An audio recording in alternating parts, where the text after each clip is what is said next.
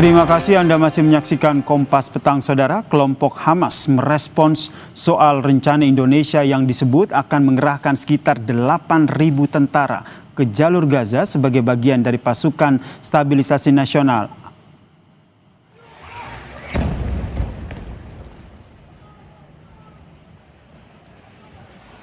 Pimpinan Hamas, Osama Hamdan, pada Kamis waktu setempat dalam keterangannya di Al Jazeera menyebut Hamas menolak segala bentuk perwalian atau pengawasan dari pihak manapun atas Gaza. Senada dengan hal itu, pemimpin senior Hamas, Khaled Meshaal, menyatakan masa depan Palestina harus diputuskan rakyat Palestina sendiri tanpa campur tangan bangsa lain. Ia juga menyoroti soal pelucutan senjata Hamas akan mempermudah Israel melaksanakan pendudukan di Gaza. Ia menegaskan, untuk menangani masalah Palestina secara objektif bukan melalui sudut pandang Israel.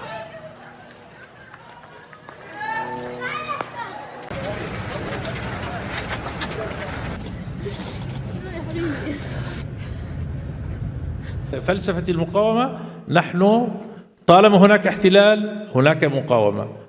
المقاومة حق للشعوب تحت الاحتلال، هي جزء من القانون الدولي والشرائع السماوية.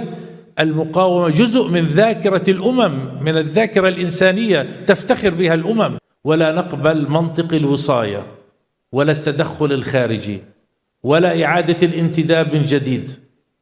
الفلسطيني هو من يحكم الفلسطيني. Sebelumnya, Saudara, Perdana Menteri Israel Benyamin Netanyahu secara resmi menyatakan bergabung dengan Dewan Perdamaian bentukan Presiden Amerika Serikat Donald Trump pada Rabu waktu setempat.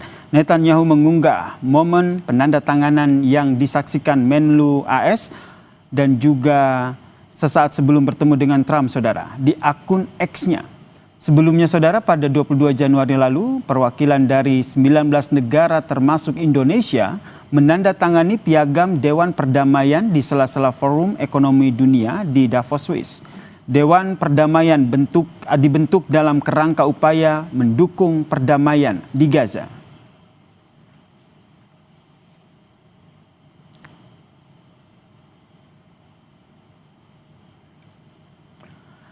Indonesia melalui juru bicara Kementerian Luar Negeri melihat kehadiran pihak yang berkonflik dalam Board of Peace bentukan Trump merupakan bagian menuju perdamaian. Sejak awal, Indonesia mengecam pelanggaran hukum internasional termasuk hukum humanitar internasional yang terjadi di Gaza, akses bantuan kemanusiaan, serta realisasi solusi dua negara.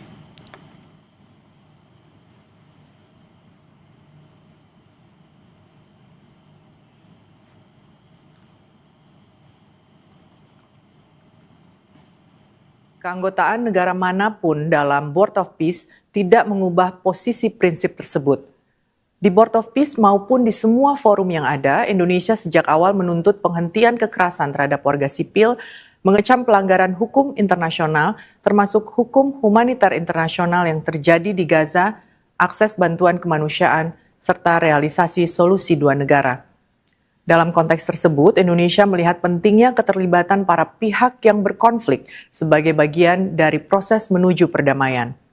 Indonesia oleh karenanya akan memanfaatkan keanggotaan di Board of Peace untuk juga aktif mendorong keterlibatan otoritas Palestina dan memastikan seluruh proses tetap berorientasi pada kepentingan Palestina. Saudara, Israel bergabung dengan Dewan Perdamaian bentukan Trump sehari setelahnya Hamas kembali menekankan penolakan atas pasukan perdamaian di Gaza. Lalu bagaimana Indonesia menyikapi ini? Kita bahas bersama dengan pakar hubungan internasional Universitas Katolik Parahyangan, Mas Julius Purwadi Hermawan. Dan kami juga tengah menunggu untuk bergabung bersama dengan kami di dialog ini, yaitu Wakil Ketua Komisi 1 DPR RI dari fraksi Golkar, Bang Dev Laksono. Saya ke Mas Julius terlebih dahulu. Mas Julius, melihat dinamika yang terjadi, menurut Anda apa sikap Indonesia yang harusnya diambil? Apakah tetap dengan sebelumnya, yaitu mengirim pasukan, atau seperti apa? Ya, terima kasih Mas Yasir. Selamat sore, moga-moga sehat di sana ya. Jadi pandangan saya itu dari awal terkait dengan Board of Peace menolak, itu saya kira clear. Dan saya kira cukup banyak alasan gitu ya, yang sudah dijelaskan oleh banyak pakar, termasuk juga oleh diplomat senior gitu ya. Lalu sekarang faktanya kan sudah bergabung gitu ya. Dan rasionalisasi yang dijelaskan adalah bahwa ini adalah pilihan atau satu-satunya pilihan kalau Indonesia mau berkontribusi membangun perdamaian di Palestina gitu ya. Itu gitu ya. Nah, dari awal bahwa saya tidak setuju gitu, lalu kemudian ada rasionalisasi gitu ya, yang buat saya masih belum rasional gitu. Lalu hari ini tiba-tiba kita dikejutkan dengan berita bahwa Indonesia akan mengirimkan 8.000, versi Indonesia kan 5.000 sampai 8.000 ya, ke sana, ke Gaza. Yang diterima di sana kan 8.000 gitu. Dan kita justru banyak tahu dari media-media di Israel gitu. Seolah-olah Indonesia menjadi pahlawan untuk Israel gitu ya. Sekalipun buat kita pendekatannya adalah untuk membangun perdamaian. Nah, ini agak mencengangkan dan saya sebetulnya berharap gitu. Indonesia sudah masuk, lalu tahan dulu, lihat dulu gitu ya. Jangan tiba-tiba menjadi berita utama di 3 media ternama bahwa kita akan mengirim pasukan di sana. Kemenlu bilang semuanya akan didiskusikan, di mana ditempatkan semua bisa diskusikan. Tapi di media Israel sudah nyebut itu nanti kira-kira di antara Rafah dan Khan Yunis gitu ya, kira-kira akan ada di garis kuning gitu ya, menggantikan tentara Israel gitu. Nah ini makin ngeri-ngeri kita gitu ya Mas Yasir gitu. Ini yang Anda khawatirkan ya, karena pertanyaan yang sama juga yang saya tanyakan ke Mas Dev sebagai Komisi 1 begini. Melihat dinamika terakhir nih Bung Dev, Hamas tegas menolak bentuk perwalian, kemudian serangan yang masih terjadi. Dari Komisi 1 sendiri apakah tetap merekomendasikan pengiriman pasukan ini? Tapi jangan dijawab dulu Mas Dev, kita akan lanjutkan diskusi kita usai jeda. Tetaplah bersama kami di Kompas Petang. Masih bergabung bersama kami Wakil Ketua Komisi 1 DPR RI, fraksi Golkar, Bang Dev Laksono dan juga pakar hubungan internasional dari Universitas Katolik Parahyangan, Mas Julius Purwadi. Saya ke Mas Dev. Mas Dev, kalau kita lihat dinamika yang terjadi di sana terakhir kan Hamas sendiri tegas menolak segala bentuk perwalian. Dari Komisi 1 sendiri tetap merekomendasikan mengirim pasukan? Ya, pemerintah sudah melakukan pendalaman, melakukan persiapan dan juga pemapanan terhadap proses ini sehingga lebih mantap untuk kita mengirim pasukan ke sana. Ya, tentu ke sana itu kan bukan untuk gagah-gagahan, untuk keren-kerenan, ya, bukan hanya untuk sekedar membusungkan dada, tapi kita memiliki misi yang mulia. Dan juga sudah ada kepastian bahwa posisi tentara kita akan ditempatkan di mana, beroperasi untuk apa saja. Hal-hal detail itu telah didalami secara matang sebelum kita mengirim prajurit kita ke sana untuk bertugas. Karena ini adalah bagian dari SOP ketika kita mengirim personil untuk kepentingan perdamaian di daerah konflik. Berarti masih on the track ya, akan melakukan pengiriman pasukan di sana? Ya, proses waktunya itu harus ditanyakan kepada baik Kementerian Pertahanan, Kementerian Luar Negeri, kan mereka yang mengetahui persis jadwal pengirimannya kapan. Baik, Mas Julius, gimana nih? Masih tetap akan ada pengiriman pasukan di sana, walaupun saat ini masih dalam pembahasan? Ya, saya senang dengar sudah dilakukan pendalaman gitu ya. Pemantapan gitu, itu artinya kan sudah dikaji betul ya gitu ya. Tetapi saya antara yakin dan tidak yakin sesungguhnya gitu ya. Nah kalau saran saya gitu, kalau sekarang sudah dilakukan pendalaman gitu ya, jangan mengirim dulu gitu. Ada tanggal 17 Februari di mana Pak Presiden akan berkesempatan bertemu dengan Pak Presiden Trump di Washington gitu, dan itu akan dibahas.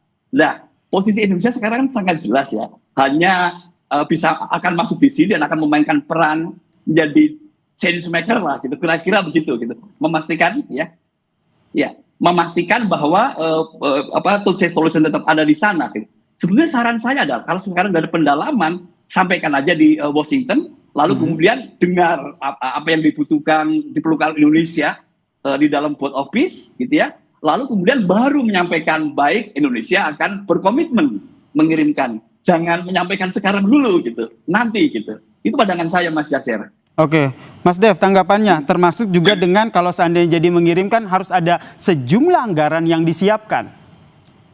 Ya, tentunya.